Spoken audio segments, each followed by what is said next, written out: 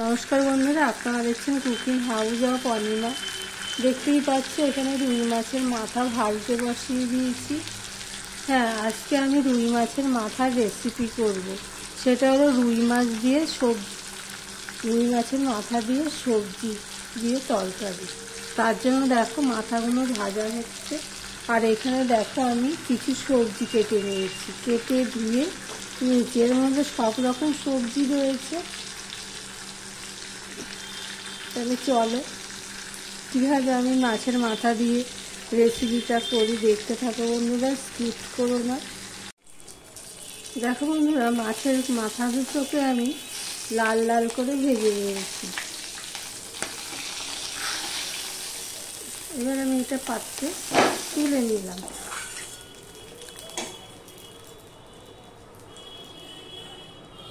এবারে যে সবজিটা কেটে ধুয়ে রেখেছি সেই সবজিটা আমি দিয়ে দিলাম।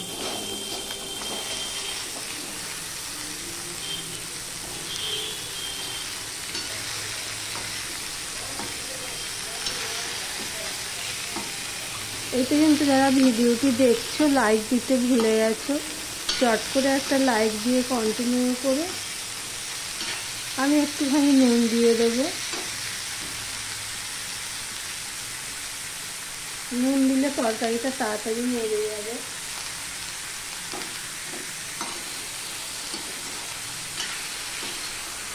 নুন দিয়ে সম্পূর্ণটা আমি ভালো করে মিশিয়ে দেবো।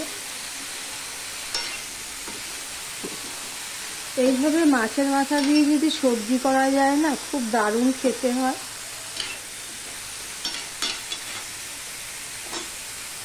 মাছের মাথা দিয়ে সবজি তো অনেকে অনেকভাবেই খেয়েছে। দেখো এখানে মিষ্টি কুমড়োর ডগা রয়েছে, ধুয়ে রেখেছি, সেগুলো আমি দিয়ে দেবো। কিন্তু আমি যেইভাবে করছি সেটাই তোমাদের সাথে শেয়ার করছি। মাছের মাথা দিয়ে সবজি সবাই করে, সবার মতন করেই করে, আমি আমার মতন করে করছি। এবার ঢাকা দিয়ে এটা হতে দেবো। আমি 3 থেকে 4 মিনিট পর আসলাম।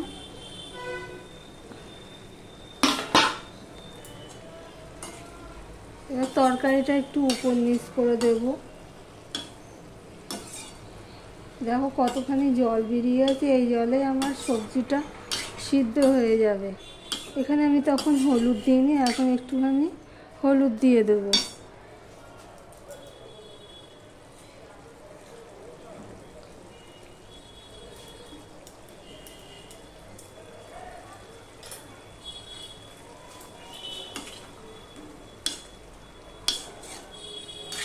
এর মধ্যে যে কোনো ডাঁটা দিলে না একটু ভালো লাগে, যারা ডাঁটা পছন্দ করে যে কোনো ডাঁটা। আজকে আমার মিষ্টি কুমড়োর ডাগা ছিল, তাই একটুখানি মিষ্টি কুমড়োর ডাগা কেটে দিয়েছি। ডাঁটা শাক হলে ডাঁটা শাক দেবে, পালং শাক থাকলে পালং শাক দেবে, যেটাই থাকবে না কেন সেটাই দেবে। সম্পূর্ণটা মিশিয়ে দিয়েছি হলুদটা দিয়ে। এবার আমি এটা আবারও ঢাকা দিয়ে দেবো।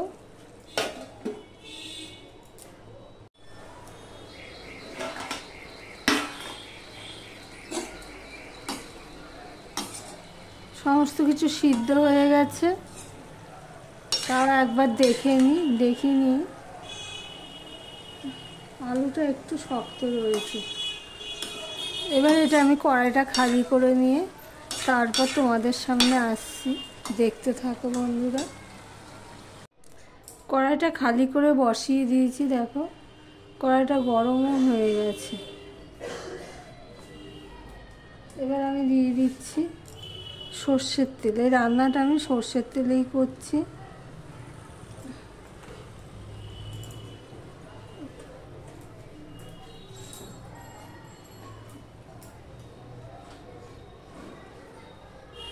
দিয়ে দিচ্ছি এই 5 ফোড়ন, হাফ চামচের মতন হবে। 5 ফোড়ন দিয়ে দিলাম। একটুখানি নুন দিয়ে দিলাম।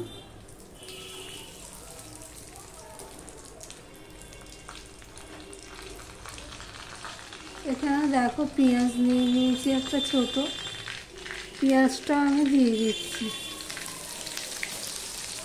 আর এখানে দেখো আমি রসুন নিয়ে নিয়েছি, 5 কোয়া মতন রসুন, সেটাকে আমি কেটে নিয়েছি, সেটা আমি দিয়ে দিলাম।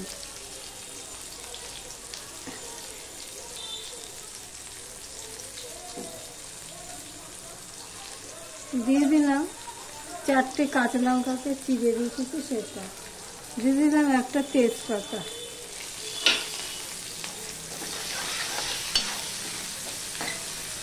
এই পর্যন্ত যারা ভিডিওটি দেখছো লাইক দিতে ভুলে গেছো, চট করে একটা লাইক দিয়ে কন্টিনিউ করো বন্ধুরা। আর আমার ভিডিওটি যদি ভালো লেগে থাকে প্লিজ লাইক কমেন্ট শেয়ার করে দিও। আর যারা নতুন বন্ধু ভিডিওটি দেখছো তাদেরকে বলবো সাবস্ক্রাইব করে পাশে থাকার জন্য। দেখো পেঁয়াজটা হয়ে গেলে আমি এইখানে দিয়ে দিচ্ছি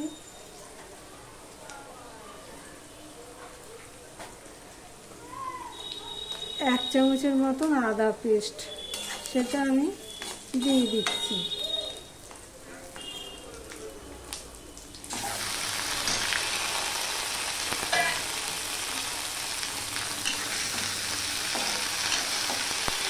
এবার দিয়ে দিলাম 1 চামচ জিরের গুঁড়ো, 1 চামচ ধনের গুঁড়ো,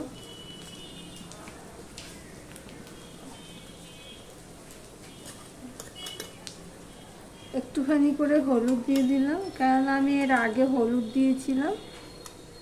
আর দিয়ে দিলাম হাফেরও হাফ ঝাল লঙ্কার গুঁড়ো।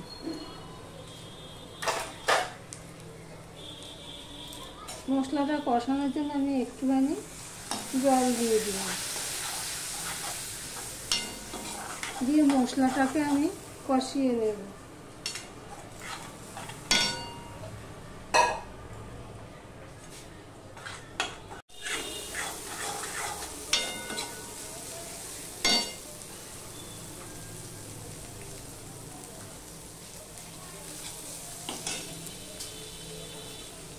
আমি 1 চামচের মতন চিনি দিয়ে দিলাম। এবার যে ভাইজে রাখা মাছের মাথাগুলো আছে সেগুলো আমি দিয়ে দিলাম।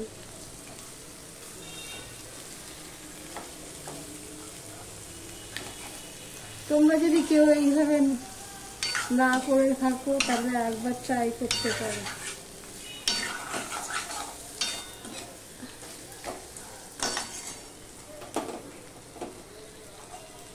এবারে এই সবজিগুলো সিদ্ধ করে রেখেছি সেটা আমি দিয়ে দেব।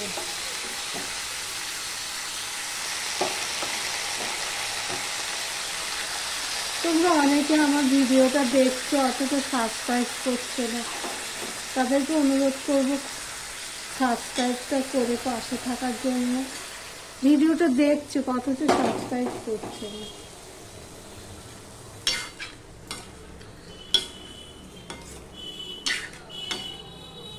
এবার সম্পূর্ণটা মিশিয়ে দিচ্ছি, দেখতেই পাচ্ছ। দিয়ে ঢাকা দিয়ে তরকারিটা হতে দেব।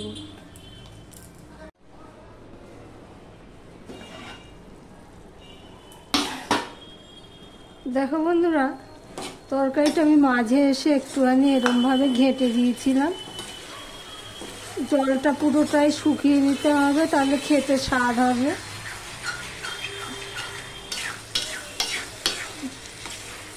জলটা পুরোটাই শুকিয়ে গেছে, খুব টেস্টফুল হয়েছে বন্ধুরা। তরকারি সবসময় আগে যদি মজিয়ে নিয়ে তারপরে মশলা কষিয়ে দেওয়া যায় না, খেতে টেস্টটা বেড়ে যায়, দ্বিগুণ হয় বলতে পারো। এবার আমি গ্যাসটা অফ করে দিলাম আর ভিডিওটা আজকের মতন এখানেই শেষ করলাম।